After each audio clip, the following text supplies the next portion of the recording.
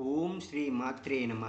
శ్రీదేవి భాగవతం 7వ స్కందము 10వ అధ్యాయము. త్రిశంకుడు. సత్యవంతుడు మాంధాత చక్రవర్తి.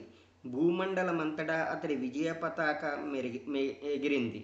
అతడి భయం వల్ల దొంగలు దారిదోపుడు కాళ్ళు కొండ గుహల్లో తలదాచుకుంటున్నారు. అందుకనే అతన్ని దేవేంద్రుడు త్రసధన్యుడు అన్నాడు. మాంధాత రాణి బిందుమతి, శశిబిందుడి ప్రియ పుత్రిక. ఆమె పరమ పతివ్రత. ఆమె త్రిలోక సుందరి.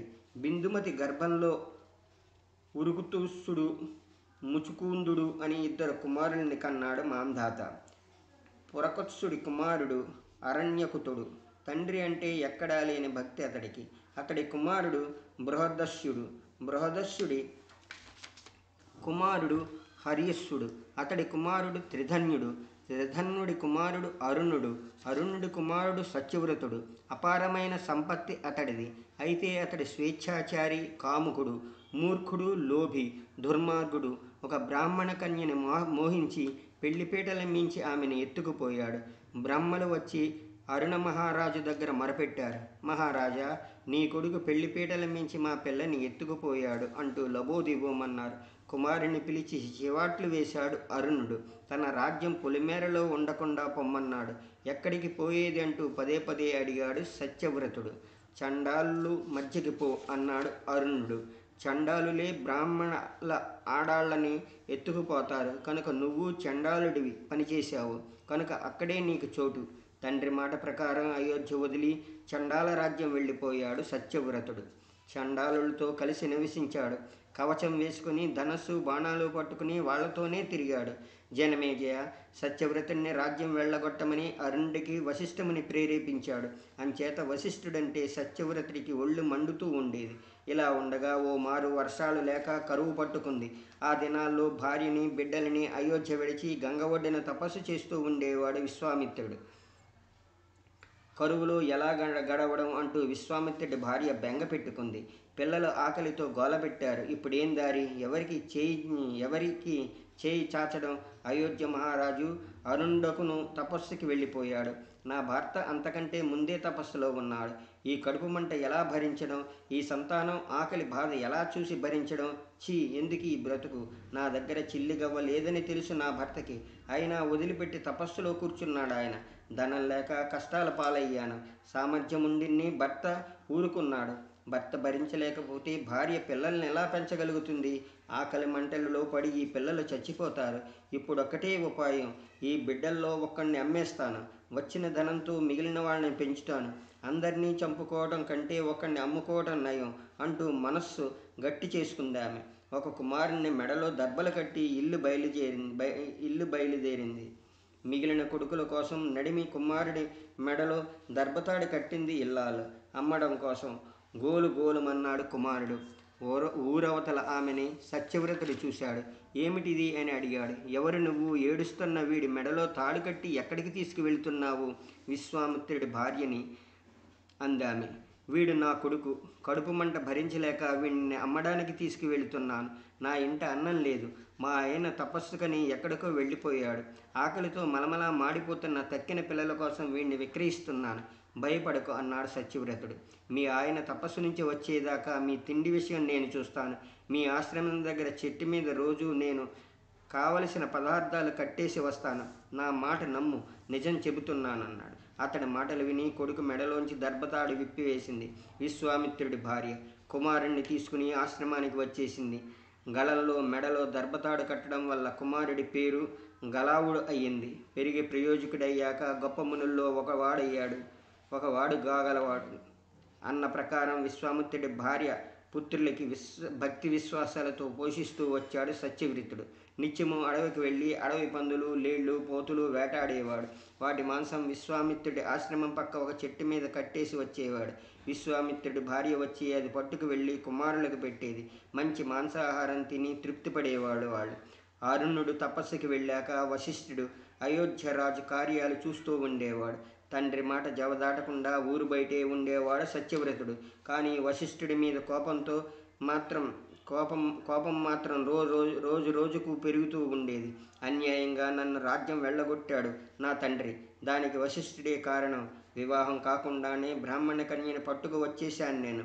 సప్తపది కాంతి వివాహం అయినట్లు కాదు కనుక నేను తెచ్చిన కన్య పరభార్య కాదు. ఈ ధర్మరహస్యం రాజుతో చెప్పకుండా నన్ను తరిమేయడానికి ప్రోత్సహించాడు వశిష్ఠుడు అంటూ ఎప్పుడూ పళ్ళు కొరికేవాడు సత్యవ్రతుడు. ఓనాడు యథాప్రకారం వేటకి వెళ్ళాడతడు. కానీ ఆ వేళ అడవిలో ఏమీ దొరకలేదు. తిరగ్గా ఓ దగ్గర వశిష్ఠుడి పాడి ఆవు మేస్తూ ఆవుపడింది. ఆకలితో ఉన్నాడు సత్యవ్రతుడు. పైగా వశిష్ఠుడంటే మంటగానూ ఉంది. వశిష్ఠుడి ఆవుని చంపేశాడతడు. తాను తిన్నంత మాంసం తిని మిగిలినది విశ్వామిత్రుడి భార్య కోసం చెట్టుని కట్టేసి వచ్చాడు. ఎప్పటిలాగే విశ్వామిత్రుడి భార్య ఆ మాంసంతా తన కుమారులకి వండి పెట్టింది. ఆవు మాంసమని రవ్వంత సందేహం కలగలేదు ఆమెకి. తన పాడి ఆవుని సత్యవ్రతుడు చంపేశాడని తెలుసుకున్నాడు వశిష్ఠుడు. దుఃఖంతోనూ కోపంతోనూ శపించాడు. దుర్మార్గుడా, బ్రాహ్మణ కన్యను ఎత్తుకుపోయావు, తండ్రి కోపానికి గురయ్యావు, ఇప్పుడు పాడి ఆవుని చంపావు. ఈ 3 పాపాలకి గుర్తుగా నీ తల మీద 3 శంకులు ఏర్పడాలి. ప్రాణులందరికీ నువ్వు పిశాచంలాగా కనపడాలి. ఇవాళ నుంచి నీ పేరు త్రిశంకుడు అన్నాడు. వశిష్ఠుడు అలా శపించాక తపస్సుకి వెళ్ళిపోయాడు. సత్యవ్రతుడు ఒక మునికుమారుడు వల్ల మంచి మంత్రోపదేశం పొందాడు. అతడు జగన్మాత భగవతిని ధ్యానిస్తూ ఆ మంత్రం జపించాడు సత్యవ్రతుడు. శ్రీదేవి భాగవతంలో 7వ స్కందంలో ఇది 10వ అధ్యాయము. 11వ అధ్యాయము. త్రిశంకుడు. జనమేజయుడు అడిగాడు. అయితే వశిష్ఠుడి శాపం నుంచి ఎలా ముక్తి పొందాడు త్రిశంకుడు? వ్యాసుడు చెప్పుకుంటూ పోయాడు. శాపం వల్ల పిశాచ రూపం వచ్చింది సత్యవ్రతుడికి. అయితే అతడికి దేవిని ఆరాధించడం ఆరంభించాడు. ఓనాడు నవాక్షర మంత్రం పూర్తి చేసి హవనం కోసం బ్రాహ్మణుల దగ్గరికి వెళ్ళాడు. అతడు భక్తిపూర్వకంగా వారికి నమస్కరించాడు. మహాత్ములారా, మీ శరణు వేడుతున్నాను. నా విన్నపం వినండి. నేను ఒక యజ్ఞం తలపెట్టాను. మీరు ఋత్విజ్ఞులుగా దయచెయ్యాలి. వేదాలు తెలిసిన వారు మీరు, దయామూర్తులు. నవాక్షర మంత్ర జపం పూర్తి చేశాను. జప దశాంశంతో హవనం చెయ్యాలి. అది మీ మీద ఆధారపడుతుంది. నన్ను సత్యవ్రతుడంటారు. రాజకుమారుణ్ణి నేను. నా మేలు కోసం మీరు ఈ కార్యం చేసి పెట్టాలని ప్రార్థించాడు. మీ గురువు నిన్ను శపించాడు అన్నారు బ్రాహ్మలు. అందుకని పిశాచంగా ఉన్నావు నువ్వు. వేదాధికారం లేదు నీకు కనుక యజ్ఞం చేయడానికి వల్ల కాదు నువ్వు. పిశాచ భావం వచ్చాక అన్ని లోకాలు నిందిస్తాయి. సత్యవ్రతుడి దుఃఖానికి అంతం లేకపోయింది. ఛీ, ఎందుకు ఈ బ్రతుకు? అడవిలో మగ్గిపోవలసిందేనా నేను? తండ్రి తరిమేశాడు, గురువు శాపం పెట్టాడు, రాజ్యం మీద అధికారం లేదు, పిశాచ రూపం వచ్చింది. ఇక మిగిలిందేమిటి? అదే విచారంతో అడవిలోకి పోయాడతడు. కర్రలేర్చి చితి పేర్చాడు. చితికి అగ్ని ముట్టించాడు. బగబగా మండింది చితి. ముందే స్నానం చేసి వచ్చాడు. మండుతున్న చితి ముందు నిలబడి జగదంబని స్తోత్రం చేశాడు. చితాగ్నిలో ఉరకడానికి ఉంకించాడు. ఇంతలో భగవతి ఆకాశం మించి ఆవిర్భవించింది. సింహం మీద కూర్చుని వత్స మేఘ గంభీర స్వరంతో అంది దేవి. అగ్గిలో ఉరకకు, కుదుటపడు. నీ తండ్రి ముసలవాడైపోయాడు. రాజ్యం నీ పరం చేసి తపస్సుకి వెళ్ళిపోతాడు. విచారించుకో. ఇవాళ నుంచి సరిగ్గా 30వ దినం నీ తండ్రి మంత్రులు నీ కోసం వస్తారు. నీకు రాజ్యాభిషేకం జరుగుతుంది. మీ తండ్రి బ్రహ్మలోకం చేరుకుంటాడు. అలా చెప్పి అంతర్ధానమైంది దేవి. ఆగిపోయాడు త్రిశంకుడు. సరిగ్గా అదే సమయానికి నారదుడు అయోధ్య వెళ్ళాడు. అప్పటికి అరుణుడు రాజధానికి వచ్చేశాడు. ఇక్కడ అడవిలో జరిగిందంతా అతడితో చెప్పాడు నారదుడు. కుమారుడు అగ్గిలో ఉరకబోయాడన్నంతో అరుణుడికి మనస్సు కరిగిపోయింది. మనస్సు పరిపరి విధాలైపోయింది. మంత్రుల్ని సమావేశపరిచి అన్నాడతడు. నా కొడుకుకు చేసిన పనులు మీకు తెలియనివి కావు. అతన్ని అడవికి తరిమేశాను. రాజ్యానికి అతడే అధికారి అయిన నా ఆజ్ఞ మన్నించి అడవికి వెళ్ళిపోయాడు అతడు. ఇప్పుడు అడవిలో దిక్కుమాలి బ్రతుకుతున్నాడని వింటున్నాను.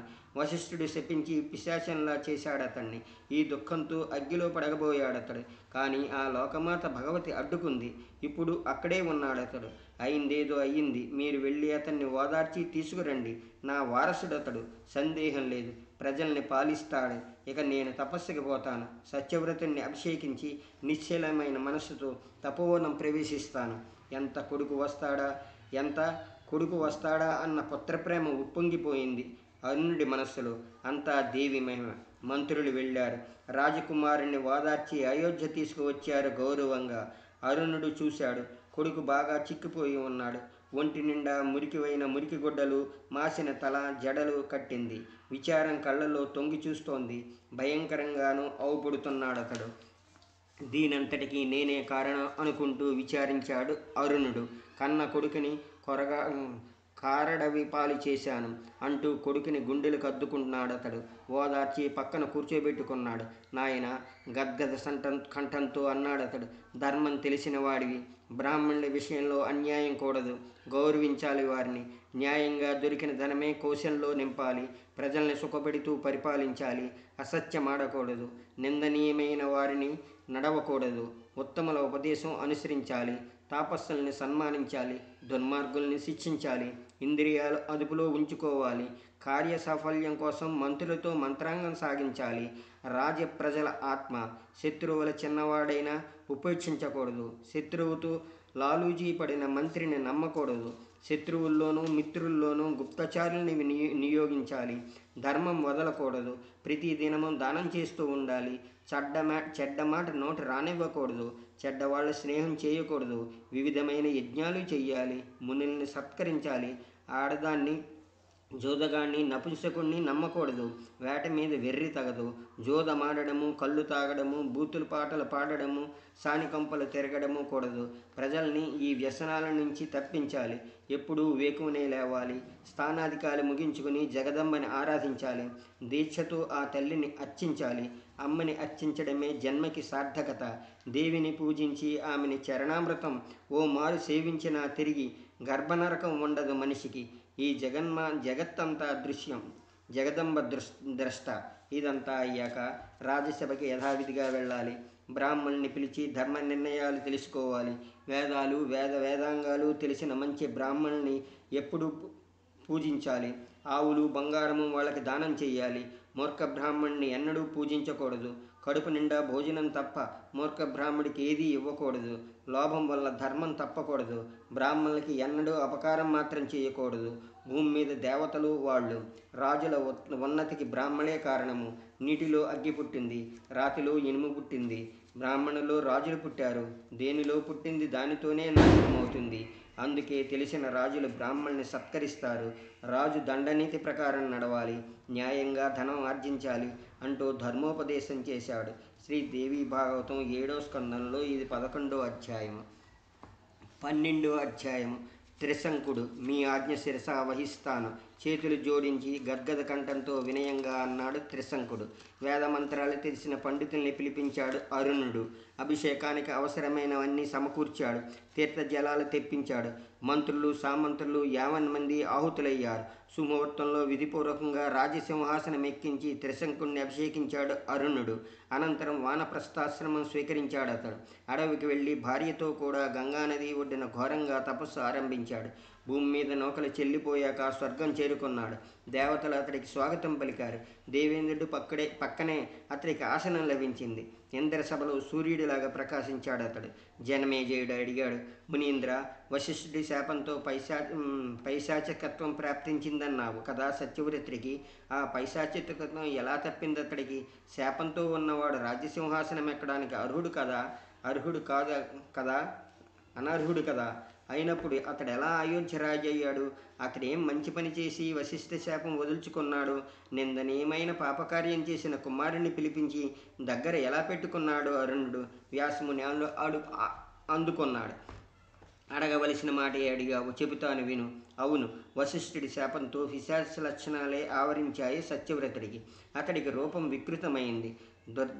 దుర్ధర్షుడిగా తయారయ్యాడు. అతడు స్వర్ణభూత భయంకరుడిగా కనిపించాడు.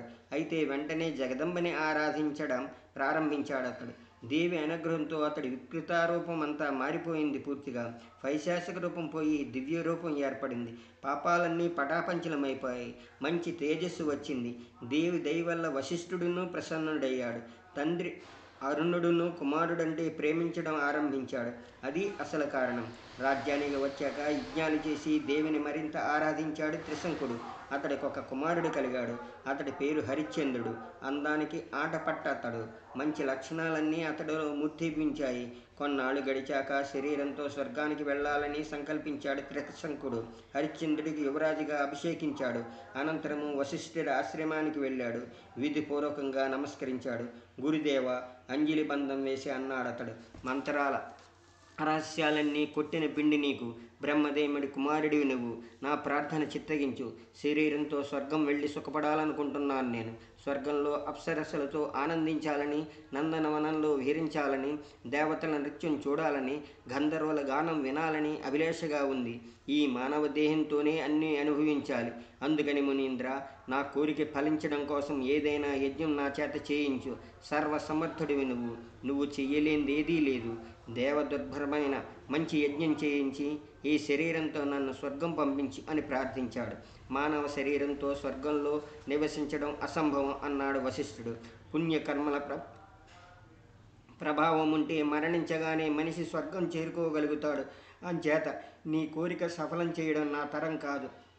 బతికున్న మనిషి అప్సరసలతో ఆనందించడం పొసగదు రాజా. యజ్ఞాలే చెయ్యి. నువ్వు శరీరం విడిచాక స్వర్గం చేరుకుంటావు. వశిష్ఠుడు కాదనడంతోనే నిరుత్సాహం కలిగింది త్రిశంకుడికి. అయినా తన సంకల్పం మార్చుకోలేదతడు. అయితే నువ్వు నా కోసం నేను కోరిన యజ్ఞం చెయ్యవన్నమాట. అతన్ని కవ్విస్తూ అన్నాడు. నువ్వు కాదంటే మరొకరి చేయిస్తాను యజ్ఞం. నువ్వు పురోహితుడివి కనుక నిన్ను కోరాను. నువ్వు చెయ్యనంటే మరొక పురోహితుడిని తెచ్చుకుంటాను బగ్గుమన్నాడు వశిష్ఠుడు. దుర్మతి శపిచ్చాడు త్రిశంకుని. చండాలుడి వైపో నువ్వు. ఇప్పుడే చండాల వృత్తి నీకు ప్రాప్తిస్తుంది. సత్వరంగా. స్వర్గానికి కళంకం నువ్వు. బ్రహ్మణ స్త్రీని ఎత్తుకుపోయిన పాపాత్ముడా, గోహత్య చేసిన నీచుడా, ధర్మ మార్గం తప్పి నడిచిన చండాలుడా, చచ్చిన తర్వాత కూడా స్వర్గం దొరకదు నీకు. వశిష్ఠుడి మాట నోట్లోనే ఉంది. చండాలుడైపోయాడు త్రిశంకుడు. అతడి చెవుల రత్నకుండలాలు రాళ్లుగా మారిపోయాయి. శరీరానికి పులుముకున్న చందనం కంపు కొట్టడం ప్రారంభించింది. కట్టుకున్న పట్టుబట్టలు మాసిన మసిబుగ్గలయ్యాయి. దివ్యదేహం ఏనుగు దేహంలా తయారైంది. వశిష్ఠుడు దేవీ భక్తుడు. దేవీ భక్తుల కోపం ఊరికే పోతుందా? అంచేత జనమేజయ, దేవీ భక్తులకు కోపం తెప్పించకూడదు. వాళ్ళని అవమానించకూడదు. వశిష్ఠుడు మహాముని. నిష్ఠాపూర్వకంగా గాయత్రి జపించేవాడు. తన మాల వేషం చూసుకుని కుంగిపోయాడు త్రిశంకుడు. దీనుడు హీనుడు అయిపోయాడతడు. తిరిగి రాజధానికి రాకుండా అడవిదారి పట్టాడు త్రిశంకుడు. ఎటిపోయేది దుఃఖంతో ఆలోచించాడతడు. అసహ్యంగా తయారైంది నా అవస్థ. ఈ పాడు శరీరం దాపురించింది. ఈ దుఃఖం నుంచి ఎలా బయటపడడం? ఏమిటి సాధనం? ఇలా ఇంటికి వెళితే ఇల్లాలు పిల్లలు కూడా అసహించుకుంటారు. చీచీ పొమ్మంటారు. మంత్రులను ఈసడిస్తారు. జాతి వాళ్ళు బంధువులు దూరంగా పొమ్మంటారు. దూరంగానే బతకాలి నేను. ఇంతకంటే చావు మేలు. విషం తింటాను. నీళ్ళలో ఉరుకుతాను. ఉరిపోసుకుంటాను. లేదా అగ్నిలో పడతాను. నన్ను నేను చంపుకుంటాను. ఆత్మహత్య చేసుకుంటే జన్మలు ఇలాగే చండాల జన్మం తప్పదు. శాపం వదలదు. ఆత్మహత్య కూడదు. ఈ శరీరంతోనే నేను చేసుకున్న పాపం అనుభవిస్తూనే ప్రారబ్ధ కర్మ నాశనమవుతుంది. మరోలా అది నాశనం కాదు. శుభాశుభ కర్మలు అనుభవించక తీరదు. ఆశ్రమం దగ్గర ఉండి తీర్థాలు సేవిస్తాను. జగదాంబని ఆరాధిస్తాను.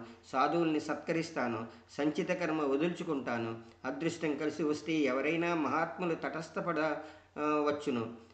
నా దురవస్థ మారవచ్చును. ఇలా భావిస్తూ గంగ ఒడ్డుకు చేరుకున్నాడు. తండ్రికి సంభవించిన శాపం విని ఎంతో అంత బాధపడ్డాడు హరిశ్చంద్రుడు. మంత్రుల్ని గంగ ఒడ్డుకి పంపించాడు. చండాల రూపంతో నిట్టూరుస్తున్న త్రిశంకుడు మహారాజును కలుసుకున్నారు మంత్రులు. మహారాజా, యువరాజు హరిశ్చంద్రుడు మమ్మల్ని పంపించాడు. గౌరవపూర్వకంగా నిన్ను తోడుకు రమ్మన్నాడు ఆయన. కనుక విచారం విడిచిపెట్టి రాజధానికి దయచేయండి. 50 మంది ప్రజలు నిన్ను సేవిస్తారు. వశిష్ఠులు వారిని శాంతపరచడానికి మేమంతా ప్రయత్నిస్తాము. ఆయన శాపం ఉపసంహరించవచ్చు. ఇదే మాట హరిశ్చంద్రుడు పదే అన్నారు వినయంగా. మంత్రులారా, నగరానికి వెళ్ళడానికి సంబంధించక అన్నాడు త్రిశంకుడు. మళ్ళీ పోండి మీరు. వెళ్ళి హరిశ్చంద్రుడితో నా మాటగా ఇలా చెప్పండి, నాయన నేను నగరానికి రాలేను, రాజ్యభారం నువ్వు వహించాలి, యజ్ఞాలు అవి చేసి బ్రాహ్మణ్ణి దేవతల్ని పూజించు, మహాత్ములు నిందించే చండాల రూపంతో ఉన్నాను నేను, ఈ రూపంతో అయోధ్యలో అడుగు పెట్టలేను, వెళ్ళండి. యువరాజు హరిశ్చంద్రుడు పరాక్రమవంతుడు, పరిపాలన అతడికి అర్పించండి, అన్ని విధాలా తోడ్పడండి, ఇది నా ఆజ్ఞగా భావించండి, నేనిక వానప్రస్థ జీవితం గడుపుతాను. కళ్ళు నీళ్లు తెచ్చుకున్నారు మంత్రులు. చేసేది లేక సెలవు తీసుకుని అయోధ్య వచ్చేశారు. అంతా హరిశ్చంద్రుడికి విన్నవించారు. అతన్ని రాజుగా అభిషేకించారు. తండ్రి ఆజ్ఞ ప్రకారం అయోధ్య రాజ్యం పరిపాలించడానికి పూనుకున్నాడు హరిశ్చంద్రుడు.